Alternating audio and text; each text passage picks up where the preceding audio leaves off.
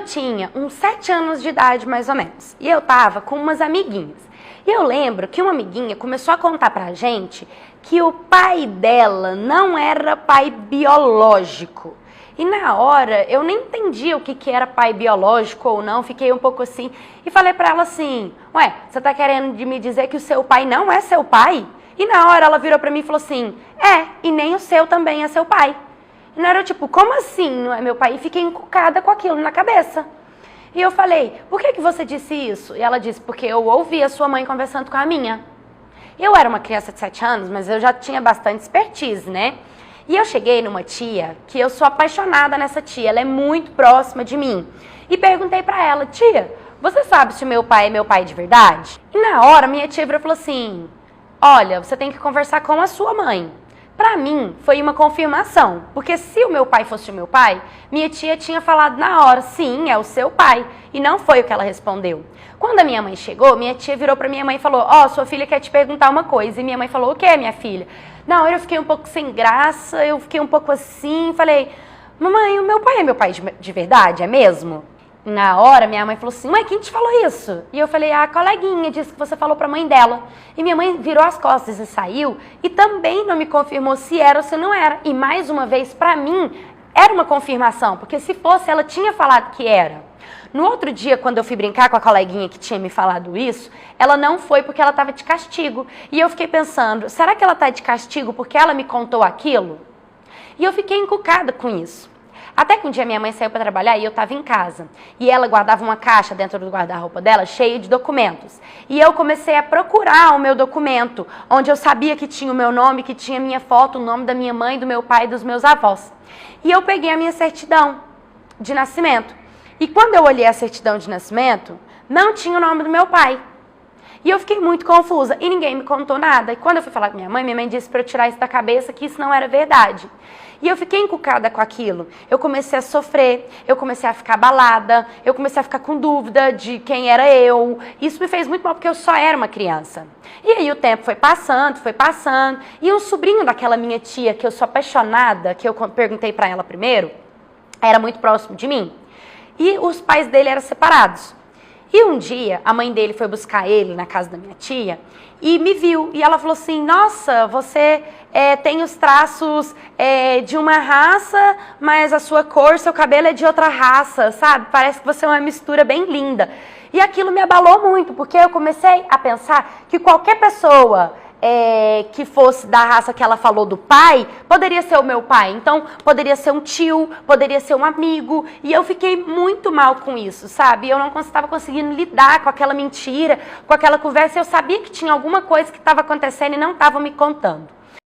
Me fez tão mal, que eu fui muito mal nas provas. E eu sempre fui uma menina muito dedicada. Fez a professora ter atenção com isso. Ela disse, olha, o que está acontecendo? Você não é assim. E aí eu comecei a chorar. E falei o que estava acontecendo, eu desabafei com ela. Ela disse para eu ficar em paz, que pai é quem cria, sabe? Mas eu queria saber a verdade de quem era o meu pai de verdade mesmo. Só que como minha mãe não me contava e eu via que aquilo machucava ela, eu comecei a não falar nada. E eu comecei a crescer sofrendo calada, né? Com aquela dúvida do meu coração, mas eu não queria magoar minha mãe, eu não queria constrangê-la. Então eu fui crescendo desse jeito. E tinha uma moça que ela sempre estava na porta da minha escola, sempre. Ela sempre me cumprimentava e ela sempre falava como é que eu estava e como que minha mãe estava, todos os dias, todos os dias. E eu não me lembro de onde que eu conheci essa mulher, mas todos os dias ela falava comigo. E eu contei isso para minha mãe. Falei, mãe, tem uma mulher lá na porta da escola, tal. E minha mãe falou assim, como que ela é? E eu peguei e falei, não, ela é branca, clara, dos olhos azuis. E minha mãe ficou assustada com isso e a partir de então minha mãe começou a me levar e a me buscar na porta da escola. E essa mulher desapareceu. Ela nunca mais apareceu. Eu não sei se ela viu minha mãe, eu não sei o que aconteceu, ela nunca mais foi. Aí com o tempo, já como ela tinha parado de ir na porta da escola, eu voltei a ir novamente sozinha para a escola. Passou bastante tempo, eu cresci com aquela coisa dentro do meu coração e comecei a trabalhar numa lojinha. E eu estava trabalhando nessa lojinha quando aquela mulher da porta da escola começou a passar na calçada da loja todos os dias para levar a filha dela para a escola. E ela me viu e ela começou a vir falar comigo, entrar na loja, perguntar como é que eu estava. Sabe, eu sempre tratei ela muito bem, mas sempre com o pé atrás porque eu não sabia quem era ela. Até que um dia ela falou assim pra mim, e sua mãe tá bem? E eu falei, tá. E ela pegou e relembrou do tempo em que a minha mãe namorou com o irmão dela. E aí eu fiquei, sabe quando dá um frio na barriga? Eu gelei, eu arrepiei todinha. Tipo, cara, só te falar, eu arrepio. Na hora eu falei assim, mas quem que é o seu irmão? E aí na hora ela pegou e contou quem que era ele e tal, e falou assim pra mim, você sabe? Não sabe? E na hora eu falei assim, eu sei, mas a minha mãe não quis me contar tudo. E aí ela começou a chorar muito. Começou a falar, eu sou sua tia. E naquele momento eu fiquei muito sem reação, eu abracei ela, mas eu fiquei muito confusa. E a minha mãe não deu o braço a torcer.